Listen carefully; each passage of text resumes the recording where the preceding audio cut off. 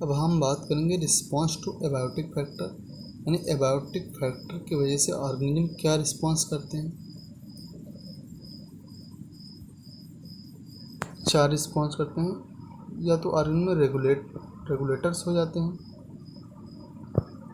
या फिर कन्फर्म हो जाते हैं, या फिर माइग्रेट कर जाते हैं, या सस्पेंड कर जाते हैं। 4 चीज़ें करते हैं। सबसे पहले हम कुछ पॉइंट के बारे में पढ़ेंगे, फिर ये चारों चीज़ें पढ़ेंगे।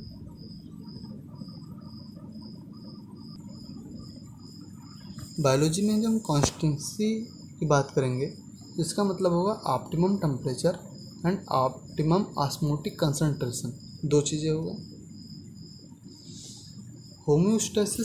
होम्योस्टेसिस का मतलब क्या होता है? Maintenance of the constancy of the internal environment is called homeostasis. Constancy of internal environment मतलब क्या हुआ? Optimum temperature and optimum osmotic concentration of fluid.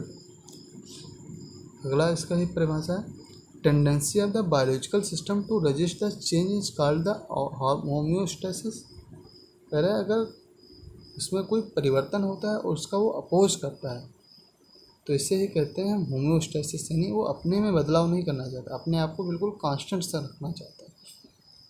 लेकिन हम पढ़ रहे हैं इकोलॉजी, यानी हम इकोसिस्टम की बात करेंगे, तो term homeostasis in ecosystem refer to the state of equilibrium. किसी भी इकोसिस्टम में होम्योस्टेसिस का मतलब होता है वो इक्विलिब्रियम में है।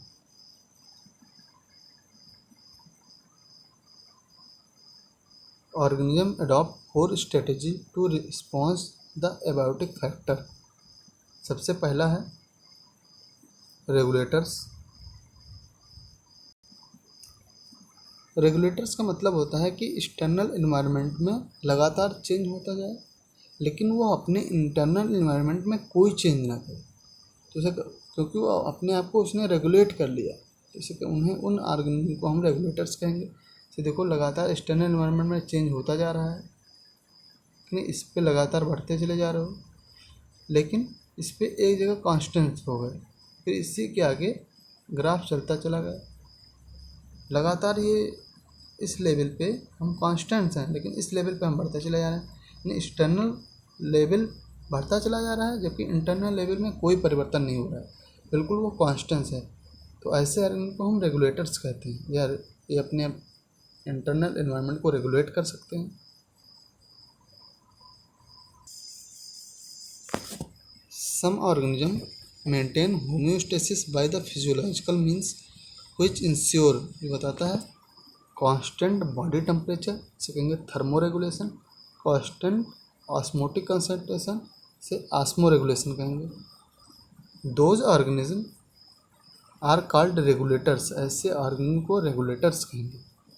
से एग्जांपल है इसका, all bird and mammals, very few lower vertebrate and invertebrate species.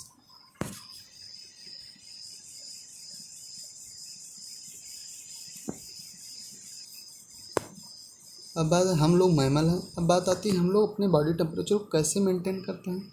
छोटा सा एग्जांपल बताया गया है, in summer when outside temperature is more than our the body temperature then we start sweating, तो हम स्वेटिंग स्टार्ट कर देते हैं।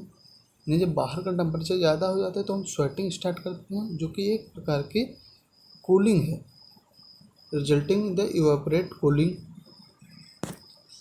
अब हम बात करते हैं in winter when outside temperature much lower than the body temperature, body temperature से बहुत कम हो जाता है 37 डिग्री से, देन वी स्टार्ट शिवरिंग, तो हम कांपना स्टार्ट कर देते हैं, जो कि हीट प्रोड्यूस करने का एक एक्सरसाइज है, ये kind of the exercise to produce heat and raise the body temperature, जिससे बॉडी टेम्परेचर बढ़ जाता है। अब बात हम करते हैं, ये तो हम एनिमल की बात की, लेकिन जब बात करेंगे प्लांट की, तो plant do not have the such mechanism to maintain internal temperature. Plant के पास कोई भी मेथड नहीं होता है जिससे वो अपनी बॉडी टेम्परेचर को मेंटेन कर सके। तभी हम आगे पढ़ेंगे। तो प्लांट होता है, लगभग सारे प्लांट कन्फॉर्मर्स होते हैं, जैसे बॉडी का टेम्परेचर जैसे आउटसाइड का टेम्परेचर बढ़ता है वैसे उनका भी टेम्परेचर बढ़ता चला जाता है।